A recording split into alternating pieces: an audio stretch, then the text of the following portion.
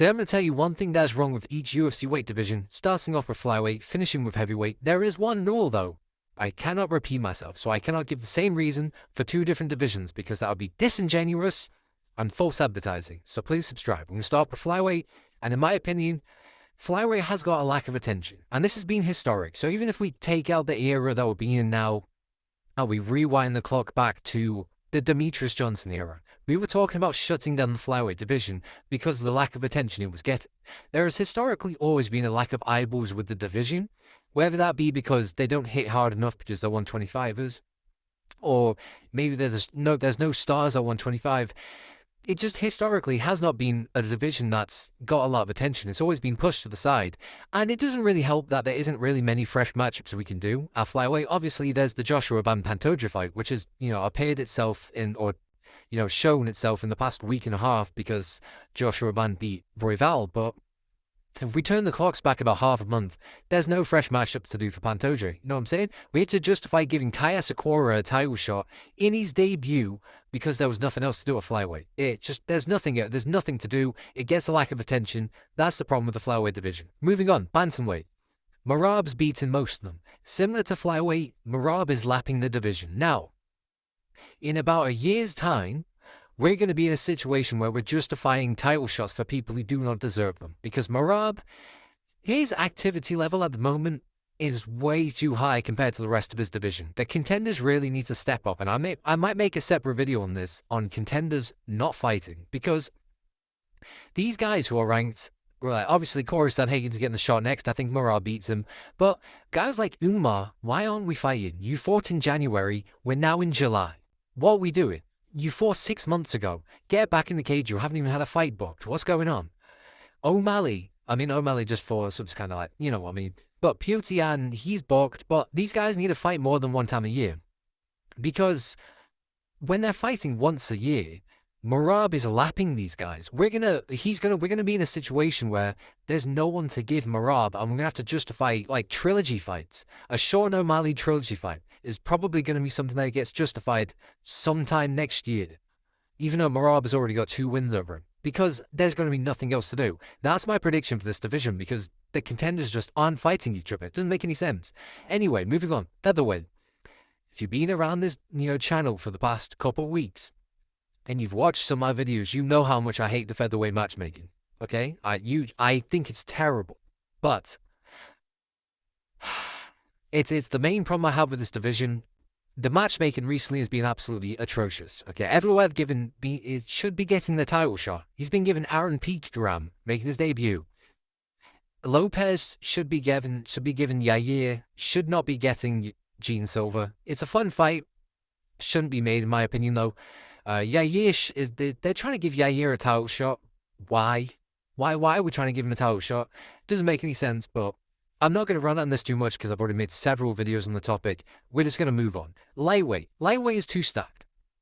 What does this mean? Well, it's difficult to build up momentum when you're a contender when there's so many killers inside the division. Even guys who are unranked. Jaron Gordon is still unranked.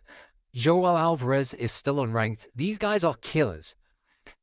It's difficult to build up momentum unless you get favorable matchups like Paddy Pimblett got, or you're just that good like Arman Tsarukyan. Arman Tsarukyan did get some favorable matchups though. There's a lot of his fights he's against these guys were like -7 or like +700 underdogs against him. So it's weird. But to really get to the top, you either need favorable matchups or you need to just be that good to break into the top 10.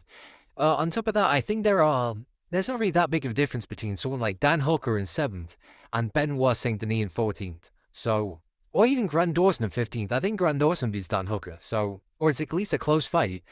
And that's like that's a 7-place difference.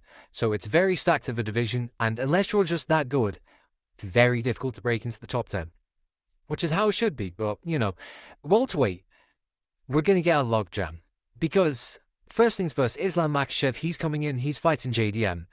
That's brilliant for the division because that means the rest of them had their time to sort things out and actually fight each other. But there are 8 people on the screen other than Jack Della Maddalena who all need at least a win. I would argue Bilal Muhammad needs 2, but I've gone down as needing 1 win. Let's say these 8 guys all fight each other. We now have 4 winners. Now, the respectful thing to do here is have a nice little Royal Rumble where, Shavkat fights Usman and then Gary fights Morales, and then winner takes winner. But that won't happen. They will all sit on Twitter and beef about who deserves it the most. Gary's going to whine, saying that he's a company man and he deserves it next.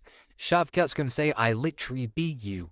I deserve it. And then Usman's going to argue the fact that he was a former champ, so he deserves the shot. So, who even knows? That's what's going to happen. They're not going to fight each other. We're going to have a logjam problem probably sometime next year, unless there's a clear-cut contender who just fights much more than everyone else, which is probably going to be Ian Gary now I think about it. Ian Gary is probably going to fight at least 3 times a year, and he's going to get the undisputed shot because he just has more volume than everyone else. So, yeah, that's how the welterweight situation's probably going to sort itself out, and Shavkat's never going to get the title shot because he's just too inactive. But yeah, moving on, middleweight. Not a lot of depth. There's a lack of depth in the middleweight division. Outside of probably about the top 7, I mean, Roman Dolidze somehow managed to wiggle his way into number 8. Fuck knows how that happens. That man's the most one-dimensional fighter I've ever seen in my entire life. Unless you shoot a take on that guy, he's basically a free win for anyone who knows what they're doing. But outside of that, we have a 35-year-old contender in Roman Kopylov. And we have, Paulo Costa in there, Brendan Allen. Once again, he's dumbest fighter, the dumbest fighter on the roster, terrible fight IQ.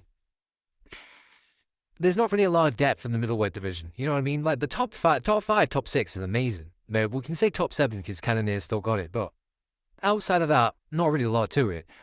And it's kind of going to be a problem. Anyway, moving on. Light heavyweight. Injuries. Probably thinking, injuries? How is what? Jamal Hill. Achilles injury. Paul Raton has been injured the last 2 fights he's fought. Walker has been injured and pulled out the last 2 times he's been booked. Prohaska had one of the worst shoulder injuries I've ever seen. Light heavyweight division is just riddled with injuries across the top contenders. So I could have said no depth for this division as well, by the way. I could have said no depth for the light heavyweight division, the middleweight division, and the heavyweight division. But I can only say it once. So I'm saying it for middleweight, light heavyweight, I'm saying injuries. What am I saying for heavyweight, though? Heavyweight's been stalled to a halt. The top of the division has been stalled. Obviously now with Tom Aspinall actually being the undisputed champ and John Jones, running off to do whatever the fuck he wants to do in his life, basically, we can now get the division moving a little bit. But before John Jones retired, so people like Pavlovich and Garn didn't want to take other fights, which is why they've been all inactive. In their prime, Pavlovich has been inactive, Garn's been inactive because they don't know what's going on at the top of the division. They don't know if Jones is going to fight. They don't know if Aspinall's going to fight. They don't know if they can get a shot against Aspinall if Jones retires. So that was the problem with the heavyweight division. Now that Jones is left, we can actually get free-flowing a little bit and get some fights going. So, so let me know what you think about the video, and I'll see you in the next video. Goodbye.